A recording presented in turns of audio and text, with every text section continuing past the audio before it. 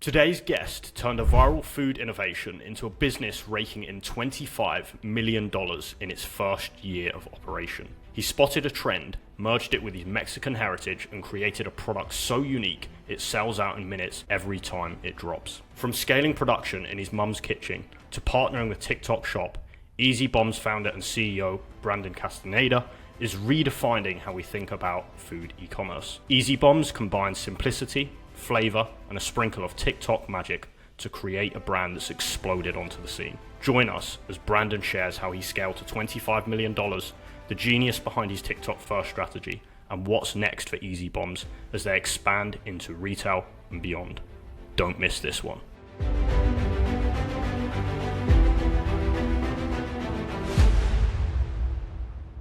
I want to just kick off by diving into your journey. Can you talk a little bit about what led you to start Easy Bombs? Yeah, what led me to start Easy Bombs is I've started several companies before, and I really was looking for something where there's a lot of momentum, a lot of visibility, lots of traffic. I've always known TikTok is definitely a spot where there's so many people. When I heard that they were creating the TikTok shop and bringing that to the States, because it's something that they've already had in other countries, I just knew that it was something I wanted to be a part of. I wanted to build a brand and build a product that had the potential to utilize all the things that TikTok was offering.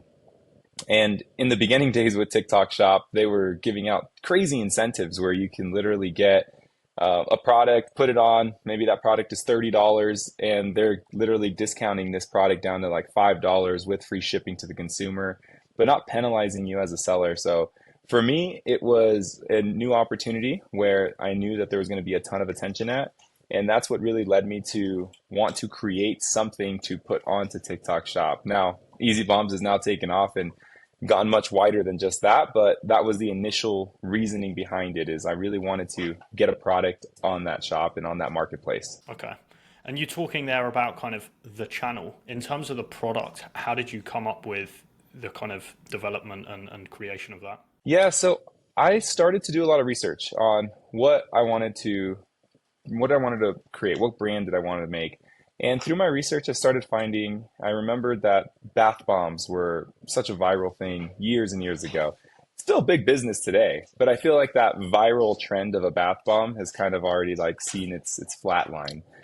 And then I started doing some research into like foods and CPG, cooking and stuff. And, one day it just really clicked. Like, what if I were to combine this bath bomb as the form factor and use it to make food? At first, it was just a food product. And then I started really diving in and digging. And I realized that, birria, which is an authentic Mexican dish, is on an amazing like uprise right now in terms of trends. Everybody has it in all these states. They're really famous for the birria tacos. Like, you might see that cheese pool with the taco video. So for me, it was just so natural. Like, I already have a Hispanic background. My mom's an amazing cook. So that's really what like clicked for me, is that I think this product would be a perfect product. It's something that the world has never seen before. It's so easy to explain. Within 3 seconds, I can just show you how to use it, and it just clicks. So that's a little bit about how the product kind of came to be. It was just through some research and combining something that has already gone viral and taking something that's extremely hot right now and trending, merging these two together, and that's how we came up with Easy Bombs. So it was like a mixture of the trend and the kind of heritage which pulled you in? Correct. Okay. And were you kind of, for the first units, were you making these at home, or what was the kind of manufacturing process, if that's the right term? But yeah, it was 100% at home. I mean, it's kind of scary getting into a food brand, right? Because there's all these rules and laws, and you gotta make it in this type of environment, certified. I had no experience in this at all. It was just my biggest take was, let's see if we can make these at home, if we can get enough people to care enough about the product, and then we'll cross that bridge when it comes. So yeah, we started all this out of my mom's house. I called her up one day. I knew she needed to get back to work at some point. She was thinking about going back to work at the bank that she used to work at. And I said, you know what? I have a crazy idea. Let's see if we can make this work. And we sure did. And we started it literally all out of her house. That's very cool. I want to touch on in a second kind of your point about trends and kind of talking about new products. But first off, can you just quickly explain your background and other businesses that you started prior to this one? Yeah, so I kind of in business for myself the last 10, 11 years now. I started my first startup and we raised about 1.5 million for that company. It was geared around a app that was similar to like a Starbucks app where you can earn rewards at one Starbucks and spend them anywhere. But with ours, it was geared around the restaurant, the retail space, and all the small to medium sized businesses. It's like a cashback rewards program. I did that type of business for about 6 years with one startup, then the other one merging into the other one. And, COVID really kind of put a big damper on that with 90% of our customers being restaurants and COVID hits. We're kind of already low on funding. So that one didn't pan out, but I learned a lot during that whole time. And then I moved into crypto and launched an NFT project. After that, that's where I'm at now with Easy Bombs. Nice. So one thing that kind of stood out when we spoke before was the fact that you seem to capitalize on trends or kind of sell something that's, on this curve. And at the minute, that's, obviously a pretty cool product, but it's also using the TikTok shop channel to get that initial traction. Can you just talk a little bit about how important you think that has been in your process in terms of, kind of looking at trends and how to capitalize on the growth? I think it's extremely important. I know Easy Bombs is a great product, but if we would have launched this, 20 years ago before there was even any of these platforms available, it would have been a much tougher climb to get to where we're at already. So being able to capitalize on the trend part, it's where all the focus is. Where is the attention? What's the initiative of this platform, which is TikTok? TikTok's trying to compete with Amazon, so they're going to be pumping incentives like crazy into the marketplace to try to gain market share. So if you're able to be in that position at that time, you're going to capitalize big time because now you're getting all this free exposure that you would have had to either pay for or really work hard to get that virality going. The product has to just be amazing and stand out for it to like even have a chance. So I feel like in our case, our product is really solid. It's good. Not only is it a cool new thing that nobody's seen before, but it also tastes amazing. And then that coupled with the trends and the momentum that's already happening with the marketplace, with this type of food already on the uprise, I think it was just a perfect storm to just be able to be in the right spot at the right time. And how do you go about kind of spotting these trends? So this is the second time that I've done something where it's had really fast momentum. And so like I'll just take a step back to like when I got into the crypto space with the NFT project. So with that, it's a very niche market. There was a lot of people in it, and it just was continuing to grow every single day because people are posting on social media, hey, I bought this picture online, and now it's worth $5,000, and everybody's rushing in, right? So you have an extremely captive audience, and that to me was like, okay, how do I create something that makes sense for this space, something that nobody's seen before? And we did. We were able to create an NFT that bridged NFT tech with Bitcoin mining. And within 8 weeks, we had 80,000 users in our Discord. It was just absolutely nuts how fast that thing grew. Now, fast forward to where we're at with Easy Bombs. Again, I seen that TikTok shop is going to go really heavy into what they're doing with this marketing, promotions, trying to gain market share. There's so many more users on TikTok than were ever even in the NFT space. So in my opinion, it was looking at where is the momentum going to be? Where is the free traffic, the free attention going to be? Because if you're already invested into this, then we have an opportunity to show you something that we do and just gain market share really quickly. So I don't know if I gave you the answer on how specifically I spotted it, but for me, I always keep an open mind and like I'm always looking at what's going on around me. Even though I'm doing something right now, what is happening around me? And when I see something that starts to make momentum, not even for me, just with other people flocking to it, I know that there's something happening there. So why fight against the current? Go with the flow of the river and just be able to jump right into stuff. Okay, I like that. Are there any other kind of variables that you look at aside from that momentum when looking at kind of industries or new business opportunities? Well, I mean, the momentum is just the vehicle, if you really think about it. It's the idea still has to be solid. Like, can you have some moderate success because there's a ton of momentum? Absolutely. Like I've seen so many people on all both sides of it, whether it's the crypto side or even just recently with Easy Bombs. There's tons of shops that have popped up, took off, and then hit a flat line. So it could be a lot of reasons. Maybe they didn't keep up their own momentum. Maybe their product wasn't good. Whatever it was, it's like you can get that spark, but to keep things going, it's a different story. So I would say that the product, the service, whatever it is that you're doing, needs to be solid as well, because just as fast as you can rise is just how fast you could fall. Yeah, for sure.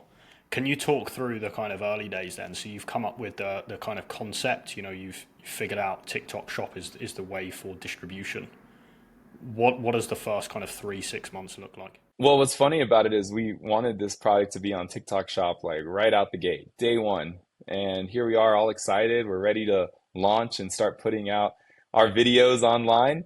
And come to find out, we can't add our product to the TikTok Shop because it's a food product that's being made from home.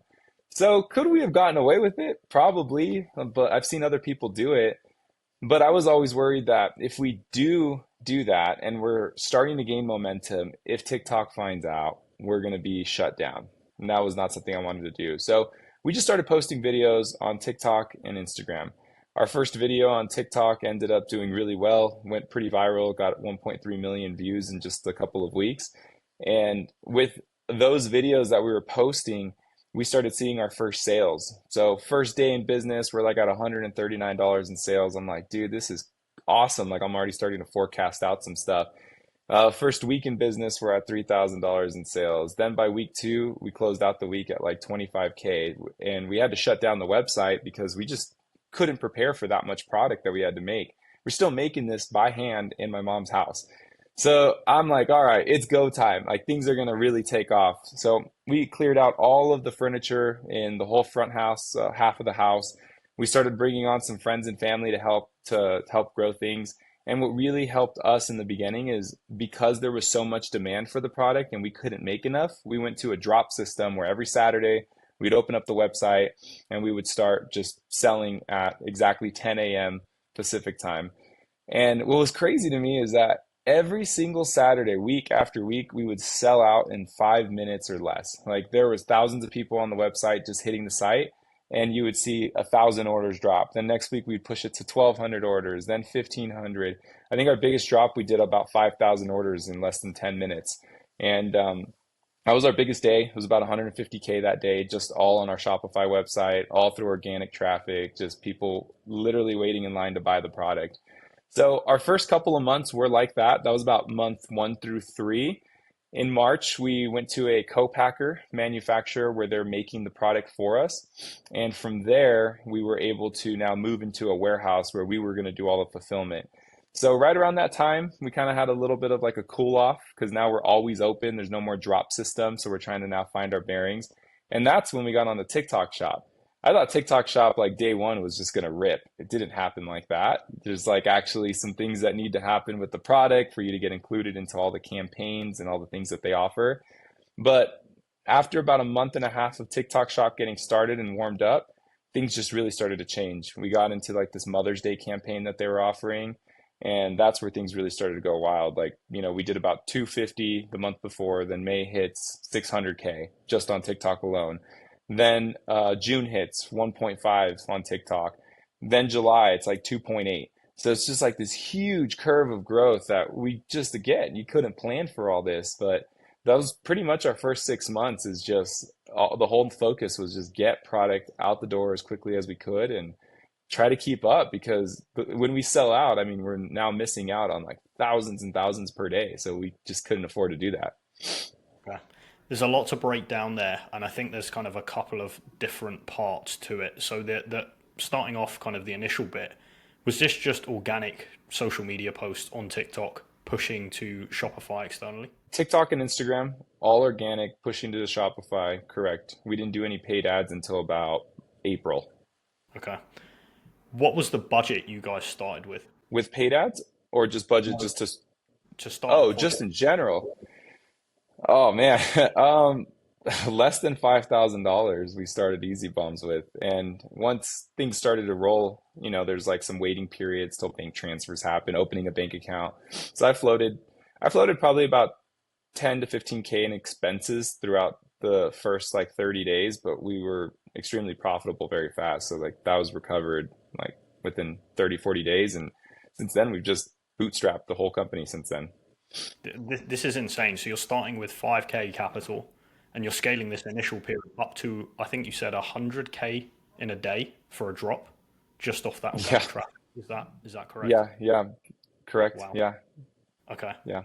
At that point, when and why do you make the decision to kind of, you know, outsource the manufacturing essentially? Well, we were making it all out of my mom's house still. There was 10 people working out of her house. Like, and it was one of the funniest things ever. I'm so glad we got a ton of video of it because we're like in jumpsuits and gas masks because you're dealing with spices, man. This stuff is super hot. It's really spicy.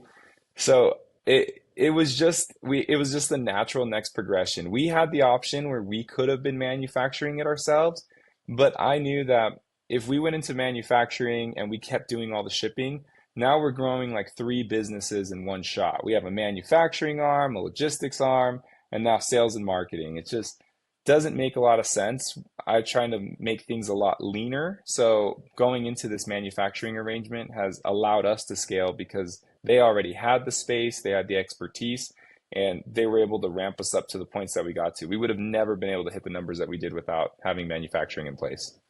Okay. So you kind of deliberately make a choice at this point to keep logistics and sales and marketing in-house and outsource manufacturing. Yep. Yep, that was in March. And then by August, we got rid of logistics completely. Okay. So that comes to my next question, which was going to be, so in-house, the main focus is product and marketing, and you've kind of outsourced everything else. Yeah, it's sales, marketing, and customer service are like the three main pillars. We do product development. Maybe that falls under one of the buckets, but it's not like a day-to-day exercise that we have to do. It's just kind of like a on the side, we start working on more products. Okay. Can you just talk to those three? Are they kind of the reasons for keeping them in-house? Is that the core competency, or what was the thought process behind owning those ones? Well, the main reason is that, at the end of the day, I could see where all the pain points can be. Like if you're slow to ship, let's say some of your crew calls off, you get penalized on all the platforms, whether it's Amazon, whether it's TikTok. Like you have to be quick, you have to be on it. So there's always a lot of high pressure there. So that was a no-brainer for me because of that. But also, when you have this viral wave, you go from four order fillers to five to 10 to 15. And then what happens when you start having that downturn? Do you fire half of them? Do you still keep them on payroll until you hope to go viral again? So it's like you're also managing a lot of labor. How do you deal with all of that? So I didn't want to have to deal with it. I know that there's other companies that are way better than we are at it, and they're also dealing with other clients. So they don't have to deal with so much ups and downs of it. For the manufacturing, why that was a decision, well, they're already certified, they're licensed, they know what they're doing. They also take on a lot of the responsibility when they make the product because it's out of their facility. So it just helped reduce the liability. So those were the reasons why those parts of the business were like less ideal for us. And but having both of those things in place allow us to really scale much higher than we could ever go with trying to build it ourselves. So with the sales and marketing side, that's what really helped us get to where we're at. Just we have great branding, we have an awesome story, we have an awesome face of the brand, which is my mom. So like all of these things combined are things that we enjoy doing the most. And I feel like it's the funnest. It gives us the most flexibility in our schedule. So that's why we really wanted to hone in on that and get awesome at that. Makes sense. Do you recommend as well that all brands kind of keep that in-house? I would say it really just depends on your brand, honestly. Like maybe you have an awesome product, but you just really don't enjoy that marketing side of things. I've seen people that own 3PLs that launch their own stuff, and they basically use a agency to run all of it. I would say it really does depend on where your strengths lie, and for us, it was in that environment. Got it. Okay. I just want to touch on content then. So this kind of initial wave that was coming from, Instagram, TikTok, what type of content were you focused on putting out? So it was just first, like, let's show people how the product works. And I still remember the very first video we posted. It's like a video of my mom on TikTok, and she's like, "You're just gonna get one bomb and drop it in," and she just drops it into meat and water. but she said you're gonna get one bedia bomb, and she said it like not in a Hispanic accent, and she just dropped it in. She was so nervous. And we took a bunch of takes, and when I saw that one and I saw how she said it really bad, I was like, "Oh, that's the perfect one," because it's like a 8-second clip. We don't even show the result. We're just like drop it in and kind of leave you on a cliffhanger. And I was like, she's gonna get roasted in the comments for saying it the way she just did. I'm like, this is perfect. It's more engagements. This is exactly what we need. So post that one, and that was the one that like really started to take off. But then the content was then taking people like along for the ride with the story. So, hey, this is her first delivery to the post office. There's like 12 boxes that she's dropping off. And then, a couple days later, she's dropping off like 50, then a full car, then a full truck. Then she's like got the whole loading dock completely filled. So like the story of the progression, the story of how to use it, the story of a success from somebody that just started with something as a cool idea that just like rose up. Like people really loved that story. And then as people started to try the product, people really loved the product, and so many people would comment about it. And then the other thing I would say that really helped us was that drop system, because we would get tons of engagement every single week. Like, when are you going to drop again? When is it dropping again? Oh, I missed it. Oh, I got it this time. So like we would get hundreds of comments every single video just because naturally people were so interested in it. Okay. And has that content strategy changed much over time? I would say that our content strategy has kind of shifted a little bit further away than where we were initially starting at. It's something that I personally want us to work on more, because as the business has grown, like so many different areas are things that we're having to focus on. And a big content strategy for us is affiliates right now. And that's really helped drive a lot of revenue, because we realize that there's only so many videos that we can make, but affiliates, we can send out thousands of samples and have thousands of videos. So we work with about 10,000 affiliates each month, give or take. And that's really helped the business. But internally, we're going to be probably doing a little bit less live selling, because that's a big, big time suck. Like you got to be live for like 8 hours. It takes a lot of time. So what we want to do is get that reduced a little bit and now focus in more on our stories, and then also focusing in on making content around paid ads, because we're winning in that section, but we're not even trying to make content for advertising purposes. We're just making content for just, this is what we think feels right. Okay. You talk there about, creators and kind of affiliates. Can we talk about this kind of evolution to TikTok? So you started off kind of on TikTok organic, and now you're focused more on TikTok shop. How did you learn the process for that, and what was the kind of curve like? Well, the process was pretty straightforward. Once you get into the seller center, you can like bounce around in there and you'll find all the things. What's hard about it is, at least when I started, not all of the levers and all the options are available right out the gate, just because you're a new seller, your account's like on a probationary period.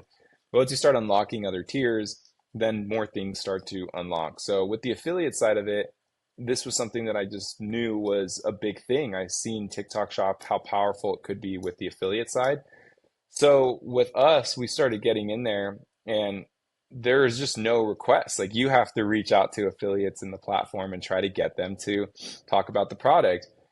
But when your product has zero sales on the platform, it's kind of like the chicken before the egg. So they're in their minds as affiliates thinking, if I'm making a video and I'm investing time to make a video on this product, I'd rather do it on something that's already going viral, because I have the best shot of making the most money I possibly can.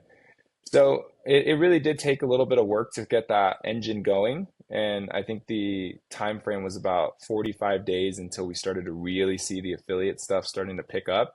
But then it was just a snowball effect. Like once we got past that tipping point where we were reaching out to affiliates, it just was completely shifted, where now we just get hundreds and hundreds of requests each week where affiliates want to work with us and get a free sample so they can make a video. Was there a certain thing you did to get that initial success or that initial traction? I think what we did is we knew like we have our customers on our Shopify. We have a lot of their emails, their phone numbers and all that.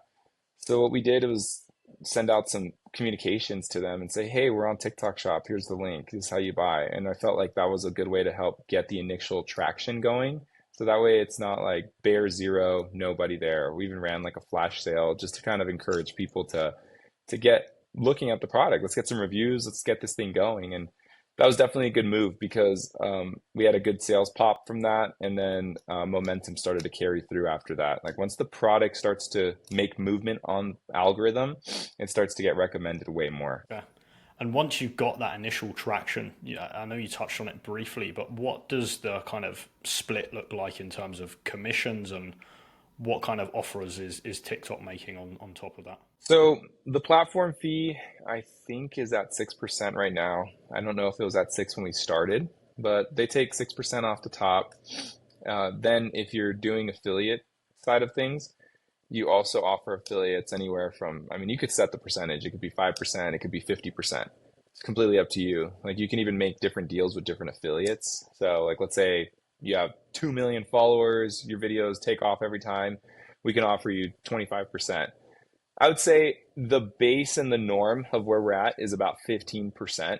And we've experimented going a little higher, but you kind of get diminishing results the higher you go when your product's already making movement. So about 15 to 20 is like the sweet spot that we found.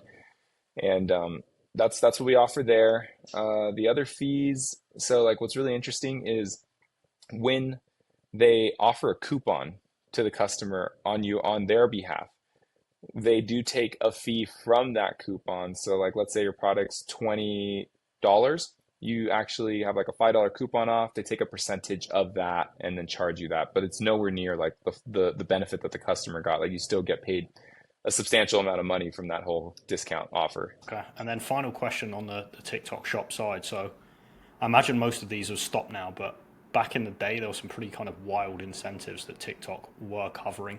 Can you just kind of talk to some of those that you've seen? Oh yeah, well, like what really hooked me is that people were paying 1 penny for a product with free shipping. And I'm like, how is that possible? Like I can't imagine the sellers doing it. But then when I started watching some lives to really understand, I'm hearing the sellers on live saying like, it's not by us, it's TikTok. Like you guys go in there, you'll see it in your coupon section. And sure enough, I go in there and I check and I'm like, holy crap, I can buy this product that's $25 for 1 penny and free shipping. It's like insanely ridiculous. The other side of really cool stuff that they've been doing is for the fulfillment side. So as a seller, they've been starting to do their own fulfillment. As I said, they're trying to compete with Amazon in that sense. So the fulfillment was also just insane. It's starting to change moving into next year. But even as of right now, like we don't pay for any fulfillment other than if you ordered 2 items, we pay like 30 cents for the second pick. That's really it. So like we can ship like 30,000 packages and our bill's like $1,500. It's crazy. Wow. And I'm assuming that's why TikTok Shop as a phenomenon overall is just kind of skyrocketed, right?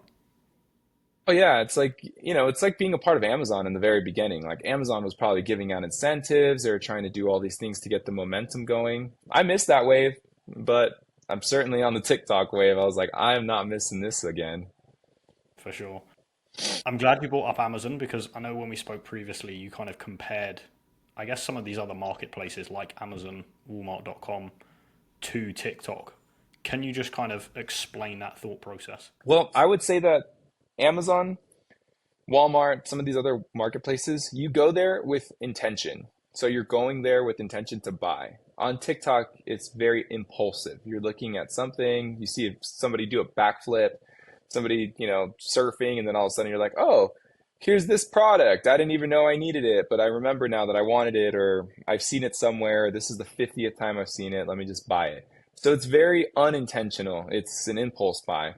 With Amazon and all those other ones, it's very intentional. You're going onto the platform to buy something, and the only way you can like really get noticed is if you've clicked on the product before, if you're directly searching for it, you have some sponsored results, but it's really less of a place where you're going to explore new products. I'm sure a lot of people do it, but especially in the category we're in, like when do you go searching for different seasonings? It's very intentional, and we get a lot of spillover from all the organic stuff because there's so many people that still don't even use TikTok Shop. They might use TikTok, but not the shop features.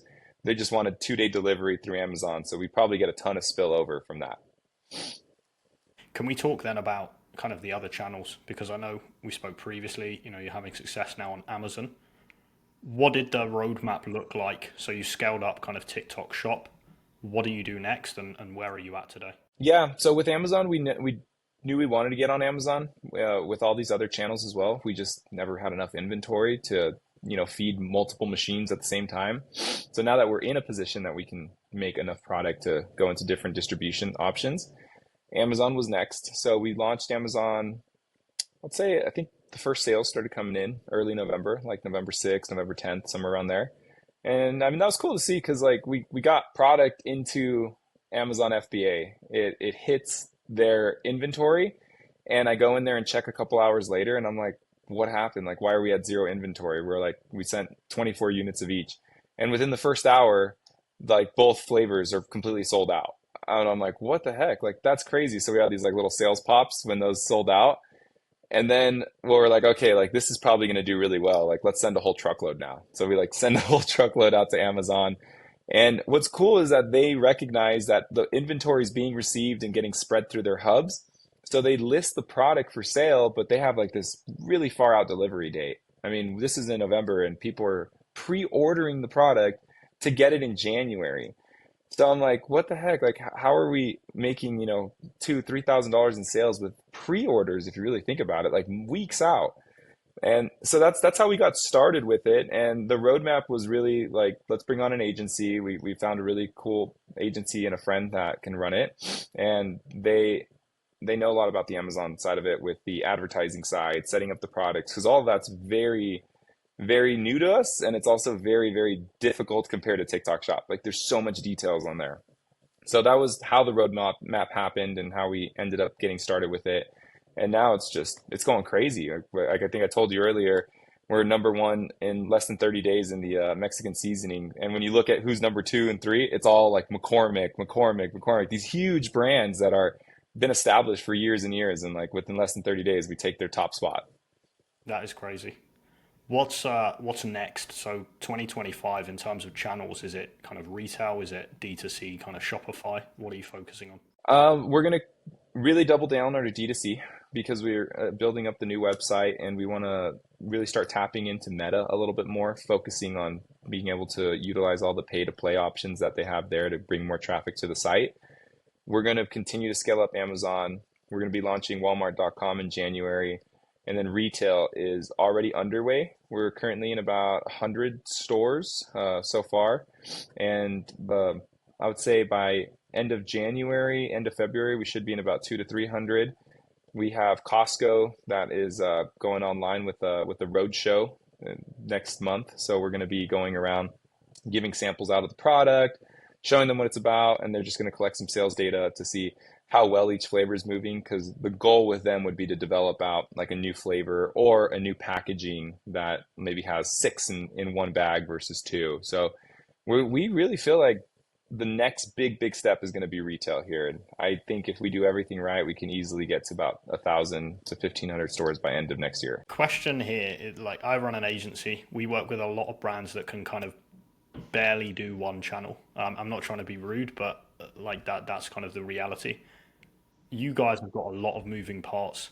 What does the team look like, and how do you balance kind of all these different channels and platforms? What's really helped is I know how to keep a lot of people like in their lane in terms of I need help here, I need help there, focus on this, I'll focus on that.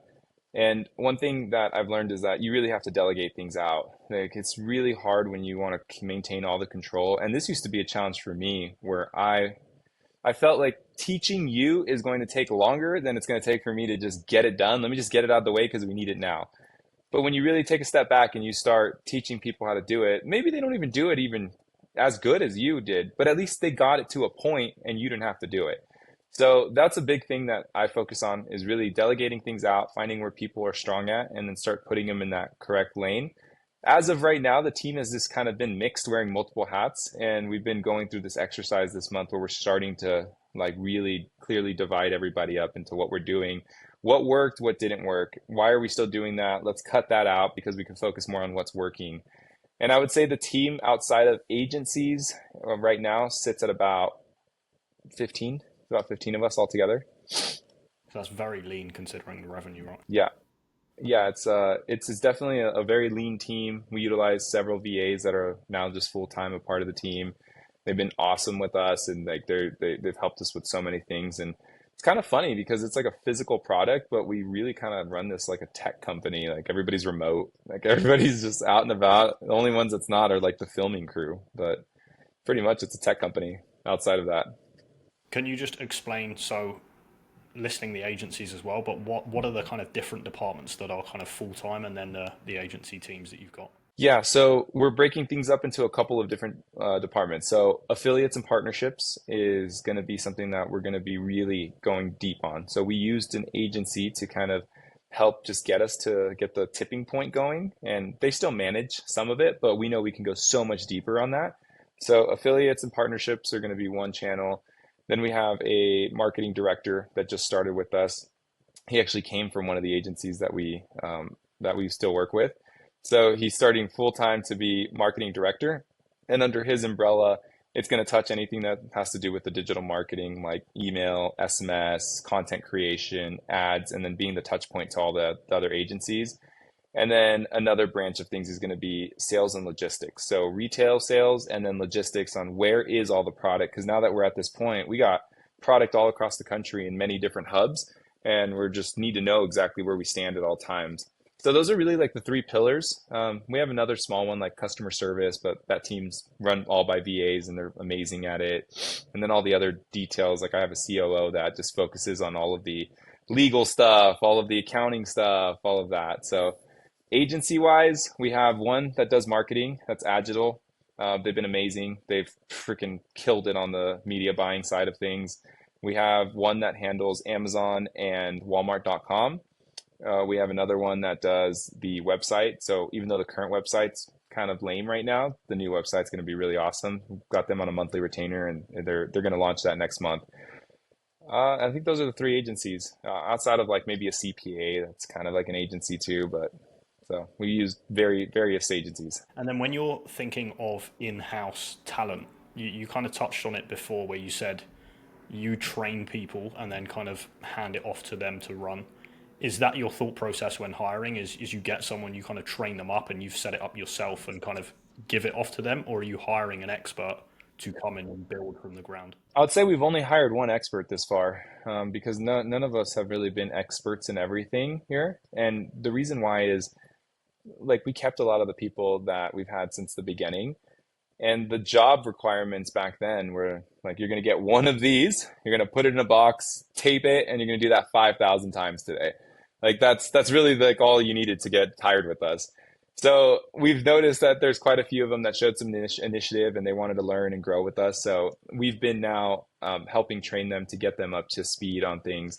And the only expert that we've hired outside of that has just been Ben, the one that just recently joined with us from the marketing agency, because I really needed his help to come in and oversee some of these marketing efforts while I start helping on building this affiliate and partnership channel, that team, and then the sales and logistics side. Like now that marketing we have enough people that know enough about what they're doing, they can always get better.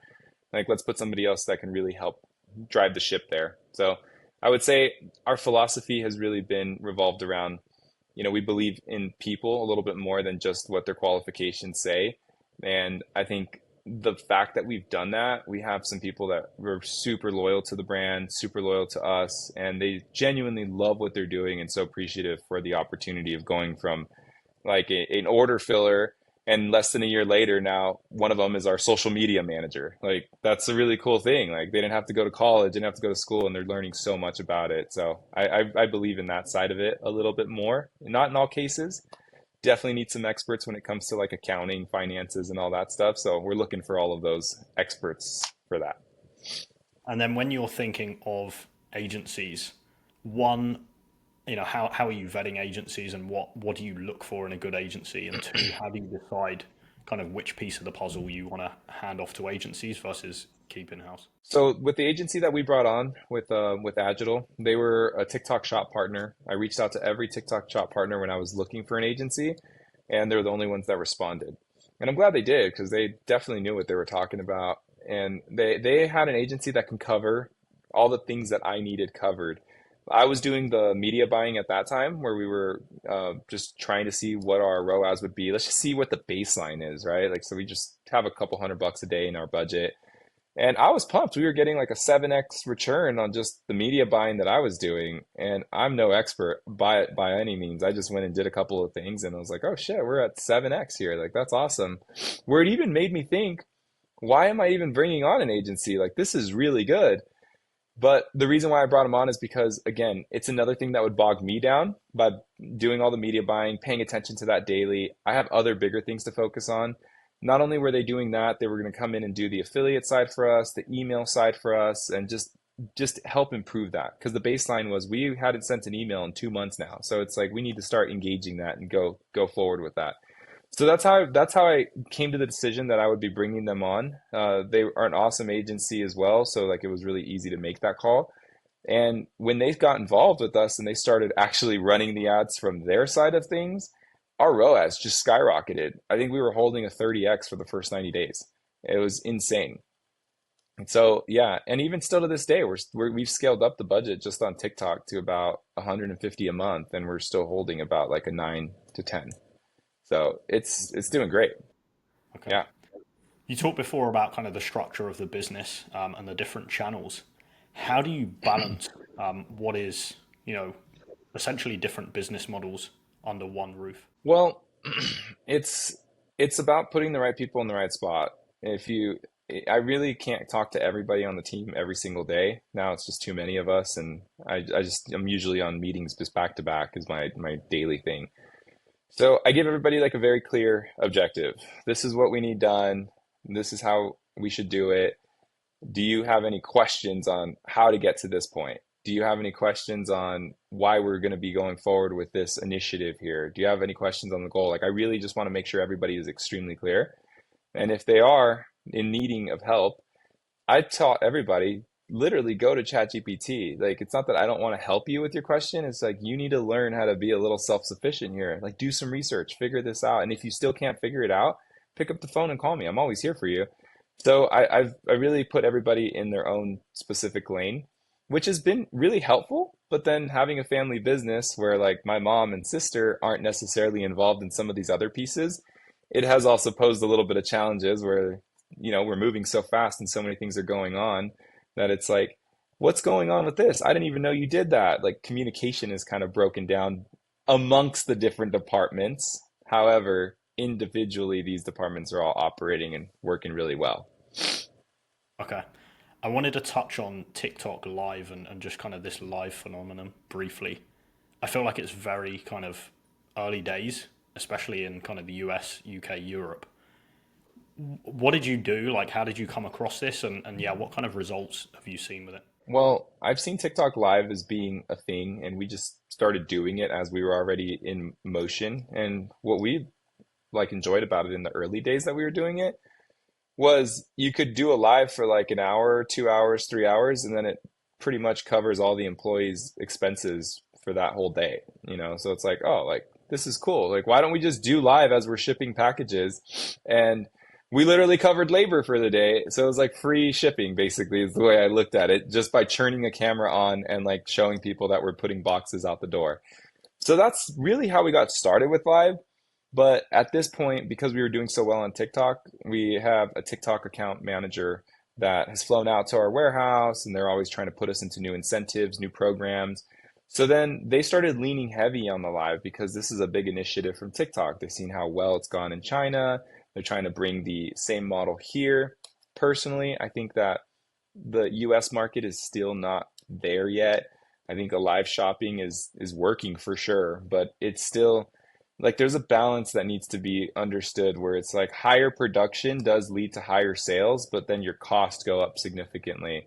And then lower production might lead to lower sales, but you might be more profitable in that situation. So with us, we've gone down the whole rabbit hole of doing lives multiple times a week, multiple hours, doing mega lives. And we've actually launched our last two product launches on lives, which is cool because we broke the record both times on the most live sales in the food and beverage category.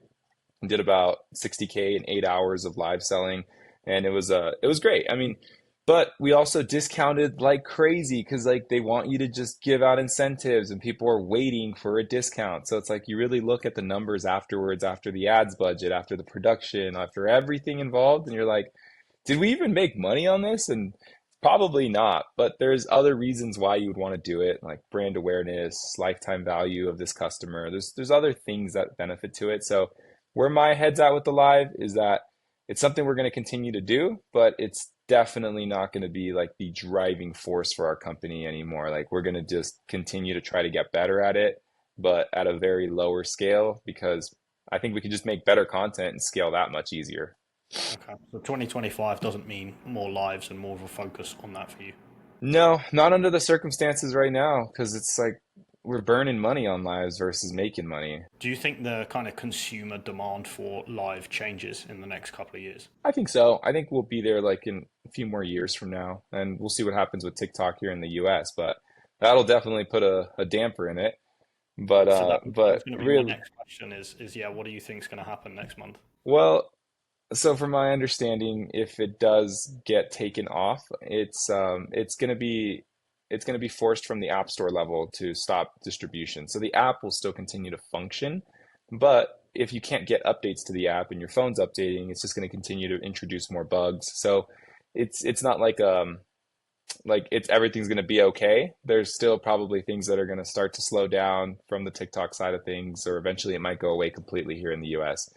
I know that they're launching TikTok Shop in like Spain. They have it in the UK. They have it in other places. So it's like not the end all be all. Like we still have Amazon that's working. Our website does really well. We've built up our Instagram, over 100,000 followers there. So like we're feeling all right. I mean, it's gonna suck. Maybe we have a couple months of like figuring things out, but I don't want to just be dependent on one platform. I'm so thankful that we got such an awesome start with it. But if it goes away, like Easy Bombs is here to stay. For sure. And can you just talk a little bit about kind of other plans for next year? I think you mentioned before the website and that side, but yeah, what else are you doing in 2025? We definitely want to scale up Amazon.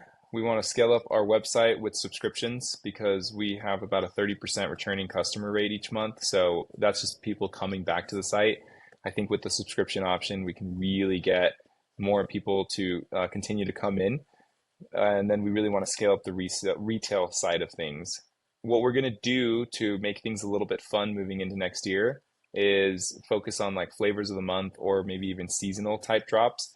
So we're planning for maybe around June where we could realistically launch this kind of program where if you're subscribed to us, like you get a new flavor. It's just like a single bomb. You get our new flavor for the month. And then maybe there's only like 5,000 units available to buy for the general public.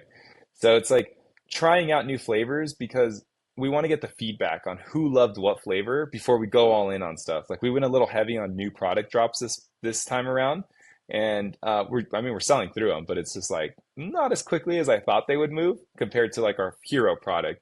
So mistake on my side. We're still going to get through it, but just trying to figure out how do we get to who loves what flavor. And then beyond that, maybe looking kind of 3 to 5 years out, do you have a game plan? And if so, kind of what is it? I mean, I'm really intentional with it. I tell everybody this, and something that my sister's certainly more on board with now, and my mom's still kind of like iffy about. She has a little bit of emotional attachment to the business. It's her baby, but I think the right move is we build this thing to exit. That's really what I'm building for, and it's not that I don't love the brand and the product. I think it's awesome, but I just know what I want out of life. I'm an entrepreneur that's always thinking about multiple things. Even as of right now, like we talk about other fun little ideas, but I don't have time to entertain any of that. So I think my motivation is I want to really build this company, put it in a really good position to exit. I feel like this one's going to go for a really good amount. Don't know what the number is. I'm not sure. Just don't want to get too far ahead of myself, but I'm pretty sure that's gonna be a big one. And when we do exit, my plan outside of that is to keep doing what I'm doing. Like I don't think I ever want to retire. I enjoy this initial stage of things. I enjoy the creation of stuff, overcoming new challenges, all of that. So that's kind of where my mind's at in the next 3 to 5 years. Okay. That's really interesting. And I want to end off by just talking about these kind of entrepreneurial insights or thought process. Can you talk a little bit about why you want an exit? Is it to take money off the table? Is it so you can work on other projects, or are there kind of other reasons? Well, especially with where I think Easy Bombs is heading. I mean, I've seen some of like these pretty awesome valuations for like companies comparably in terms of revenue. Like just to be candid with you, this year we're going to close off at about 20 million in our first year. I really think we can get to 50 with retail and all these other options. I think 50 to 60 could be really feasible by next year. And once you're in that 50 to 60 million range, we could be looking at an exit that's like 300 to $400 million or more. So it's like at that point, the only difference of just continuing to grow it for a couple years isn't even a guarantee that I can get it to the billion or not. I might just be grinding my gears for another few years to take the same amount off the table. So like, why not take an opportunity to take that off the table? And okay, let's say I do want to push it to a billion for an example. The only difference is just an extra zero in my account. Like I know there's a big financial difference for it, but there's also limited time that I have in my life. Like I want to go and start enjoying more time with my family, with my son. I want to be able to do those things, and being able to exit for a number like I just mentioned here, it's like I could do that plus more, and I could still have time and more resources to be able to create new stuff. I did this one with 5K. Like if I can do something with 10K, 20K, I'm pretty sure it could do just as good, right? Yeah, so I want to ask about that as well, right? So do you think kind of starting a new idea with minimal capital is the best way to go? Yeah, I mean, if there's always like differences. Like if I wanted to build a rocket company, then I can't do it with 5K. But I think if I had to put myself in the position where if I had to start completely over again at zero, nothing else, and even if I did have all the capital that I needed, I would still put myself in that same mindset that start off with like a budget, 5K, 10K, because when you have such a lean budget, you really start to ask yourself what's important. Why are we doing that, or why are we not doing that? What can I get done right now that can at least get me to my first couple of sales? Because the reality is sometimes entrepreneurs, and this has happened to me, entrepreneurs get in like caught up and in love with the idea more than anybody else. So they can put all these spreadsheets together. They can talk about all these performas on how this is going to go from here to there, but it's all conceptual until you actually get out there and start getting people to buy. Everybody votes with their credit card, and they'll tell you if your idea is worth it or not. And if you start getting some traction, then double down, put more into it. Then that makes sense. But in the early days, if we would have started with the bigger budget, I don't know if that would have helped us. It might have even hurt us because we would have thought we wanted to go very, high-end branding, and it just wouldn't have come off as authentic. For sure. And then, yeah, just in terms of the future beyond this, do you just see yourself as a serial entrepreneur? Every 3 to 5 years, you start a new thing and take it to that first stage, and then keep going? Yeah, and I'm actually intentionally building things around that right now. So, for example, we're bringing in a lot of marketing team members within our wheelhouse. We're relocating the company into a different area so everybody can live in the same area, come to the same office. So I'm building up a marketing team that is handling all the things that we're doing with Easy Bombs. And I'm doing it with intention because hopefully sometime next year, maybe like Q3, Q4, we can start incubating a new idea where it's like, hey, we have some of these, ideas that are floating around. Why don't we get some packaging ready? Why don't we get some samples ready? Why don't we start shooting some content? Why don't we get the website going? So like all these little pieces that we didn't have with Easy Bombs that we will have now, we want to start incubating a couple new ideas because I think once we have the machine going, I can just start scaling up into a different direction with it. It's not much harder. Once you get past this 10 to 15 employee mark, it starts to get a little bit easier because now there's more people in charge to keep the growth going. So yeah, serial entrepreneur for sure. Yeah, so you're already planning the next 9-figure kind of exit while still running this one. I love it.